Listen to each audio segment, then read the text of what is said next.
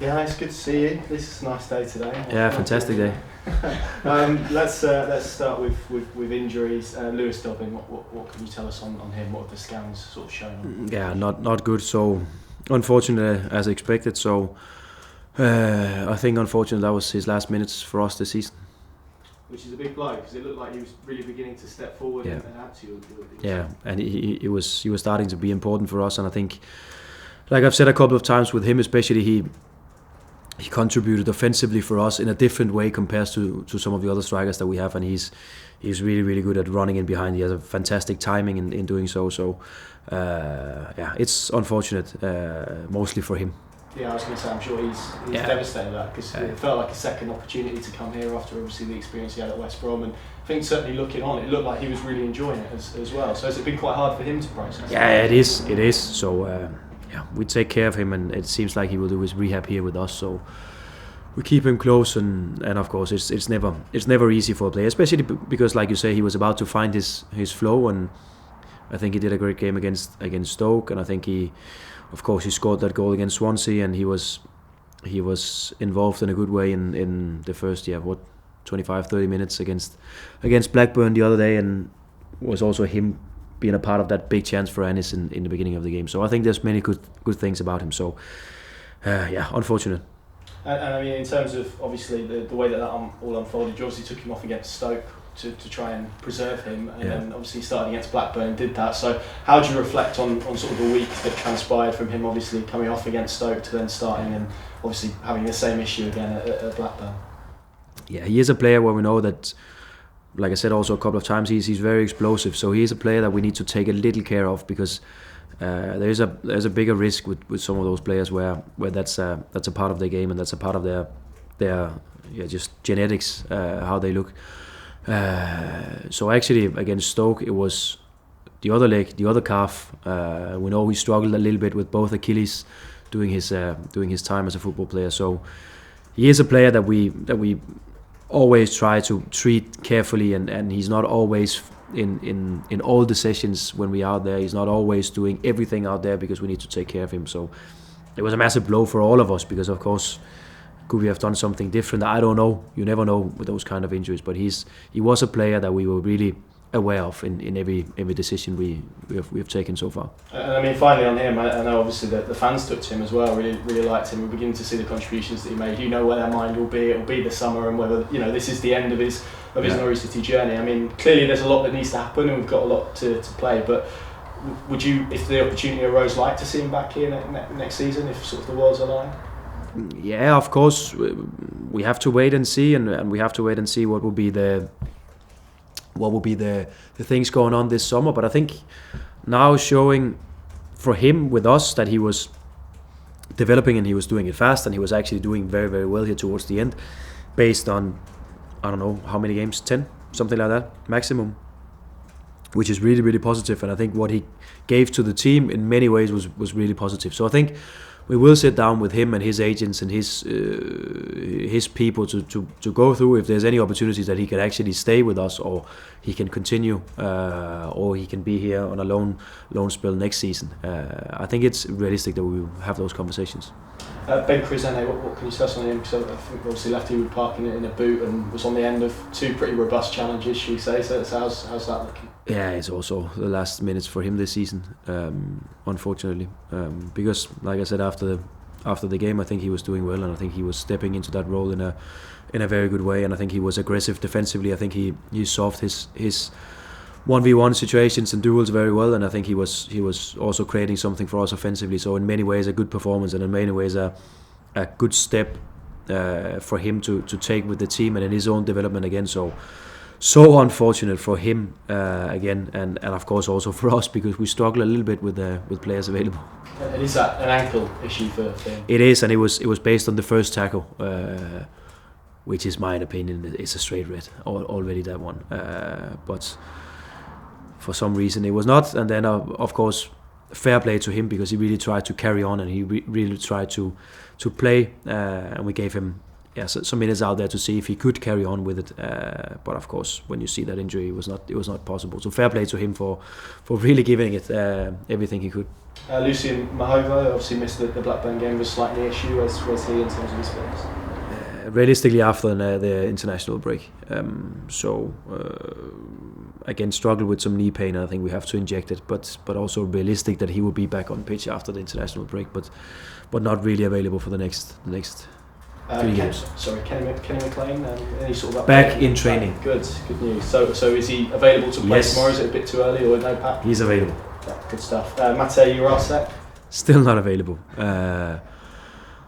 And I think based on, especially this week here, where we've had him and looked at him very closely, I think it's for us to do some extra build with him, fitness-wise, build him up to be ready for the championship intensity and championship physicality. I think that's probably the most important for him to build. So we cannot afford to take any chances here. So probably realistic for him that he will be back with the team after the international break.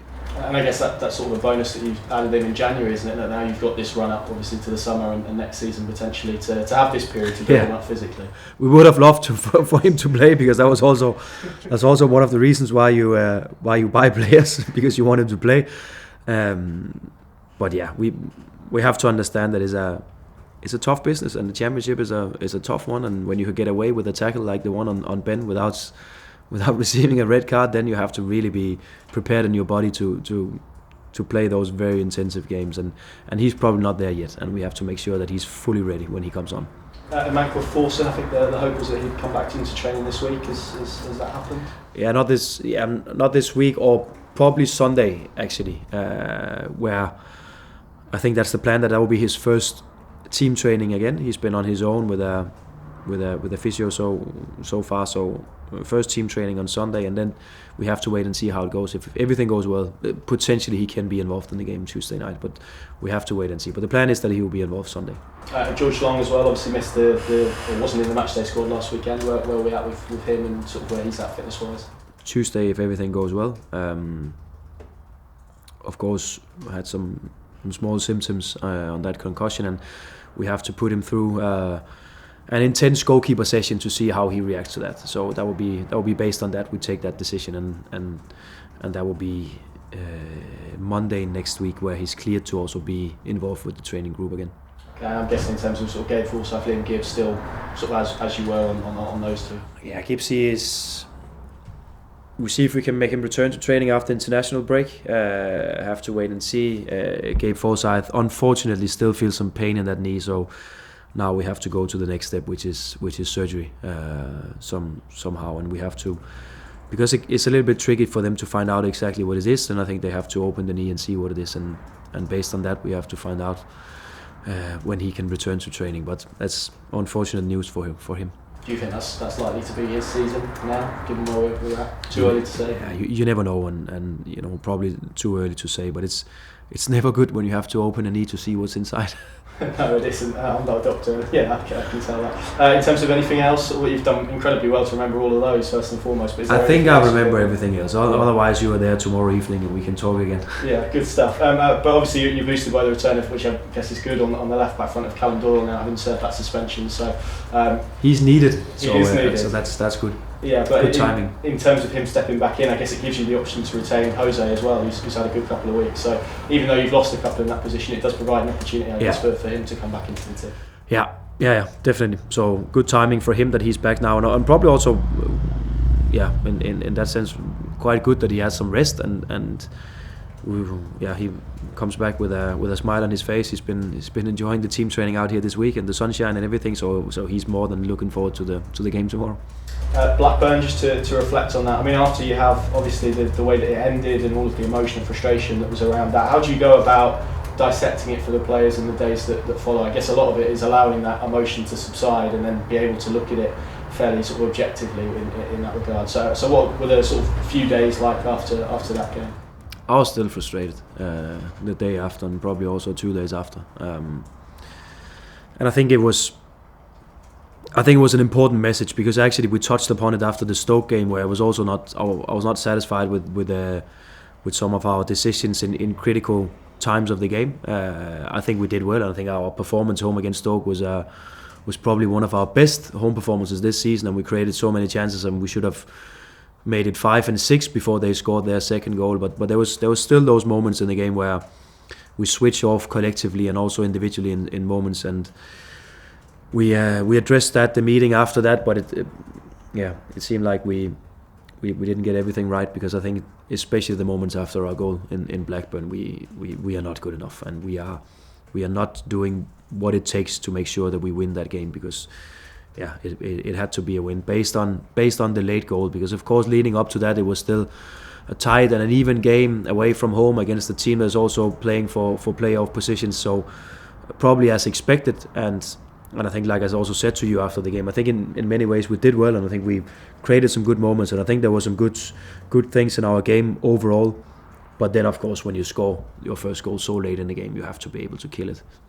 Yeah, I'm sure you'll be aware of the stats around it. I think it's 25 points dropped from winning positions. Clearly, there's lots of context around that, because it will include the games against Leeds and Sheffield United early on the season, which I think most people would accept are a good point. But does that point to a mentality thing? Does it point to a bigger issue that you need to get a grip of? Is it just a byproduct of having a young squad? How would you sort of dissect that statistic and that trend? I think I'll never be a fan of saying that it's a young squad, because of course you can be a young player with a lot of experience, but it's probably down to experience and understanding also what it takes to win a game the last 10 minutes, because from minute 1 of a game to minute probably 80 or 85, we talk about that we want to be efficient, we want to be fast, we want to take quick throws and quick goal kicks and stuff like that to keep the flow and the rhythm in the game. We don't want a slow game, we want a game where it's us constantly looking for scoring a goal or creating the next chance. That's the approach we have. But as also highlighted to the players, which is probably important to highlight, is that changes when you step into the last 5 minutes of a game or the last 10 minutes of a game when you are in front, and that's where we're not good enough. Whether that's down to age or experience or something third or fourth, it's probably a little bit difficult just to say it's because of that or it's because of that. There's many things to it, and I think there's many players where their decision making was not good enough at the end of the game. We dribble where we're supposed to pass. We pass when we're supposed to keep the ball. We are too quick in taking throw-ins and free kicks and stuff like that when we're supposed to be slower. And that was for probably all the players involved in that in that last 10 minutes of the game. So and we had some experienced guys on the pitch. So I don't know exactly what it is, but we have to address it, and we have to make sure that we do better, because of course, like I said, scoring so late, we should never concede. Having a game home against Derby where everything is under control, we should never concede at the end.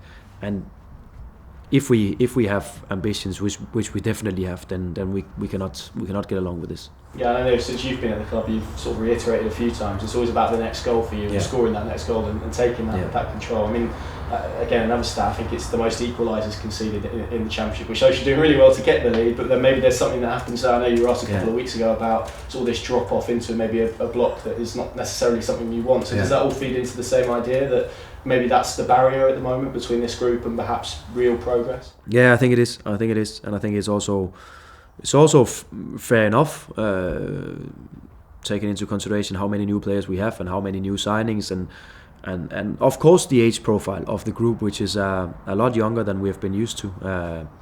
But when that young group gets the experience in conceding late in the game and conceding equalizers and stuff like that, hopefully at some point it will turn and be experienced in a good way, so we can learn from it and be even better. We hope that experience already shows tomorrow. So hopefully when we get in front tomorrow, we respond in a better way and we take control in the game and see if we can score the next one, because that will be that is definitely the next step for us, so we can have more games that we are in control of earlier than what we have seen so far this season. And again, I know I'll go back to that Stoke game many times, but it should never be that tight so long in a game like that. And we have seen it in other games so far this season, and we saw it in the beginning of the season as well. So it is definitely something where we talk about so much about taking the next step to be really, really competitive, and that step is that. Just one on board science. Clearly, there's he's been excellent this season in terms of the goals that he's produced and the output. Still joint top goal scorer in the Championship. Hasn't scored since November. I know you spoke previously, I think, in and around his suspension about how maybe he's found it quite difficult to step into that role to be a leading player. So how's he finding this spell? Because when you sort of go a period without a goal, I can imagine you try and force things a little bit more. You try and snatch opportunities. So how do you have to sort of help him through this period? Actually, not that much, because I think he's in a much better place than he was just before the suspension. I think also some of his performances has actually been better than some of his performances where he scored goals. I know, of course, goals is everything in football, and we have to make sure that he will start scoring goals again for us, because we need them, and we need him to be in that flow where he's consistently a threat. But I think again, his away game in Hull was good. His performance against Stoke was in many ways really, really good. I think he did some really, really good stuff, and was not individually in his thoughts. He could have had a shot early on in the game where he slid that pass in for Marcelino to begin with, where he missed the target. So I think his decision making is definitely better now. We just have to, of course, make him understand that it's okay for him to have a shot on goal once in a while, but he finds himself in many good positions, and he's a big part of our offensive game still. And I think defensively he's definitely improved, because that's the step that he needs to take. He needs to understand that for him to go and find his next step in his career, then it's not about his offensive end product. It's about what he will contribute with defensively, and that was probably not good enough in the start of the season, but definitely better now.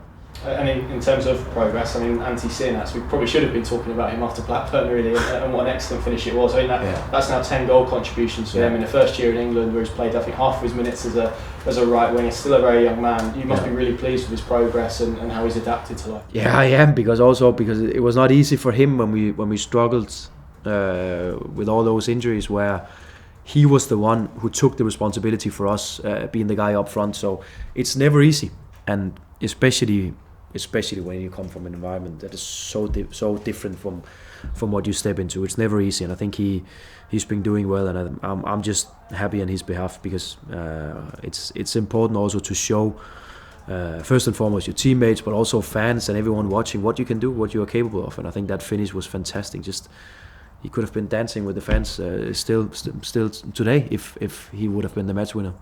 Indeed. Have you seen a growth in him in terms of personality-wise as well? Because I think you spoke about when he came out, maybe he was quite introverted, and obviously walking into a different environment is difficult, let alone from abroad. So have you seen that growth in him as a person? Yeah, I have, because he struggled a little bit halfway through the season, where he was playing a lot, and he was probably a little bit tired, both mentally but also, of course, physically.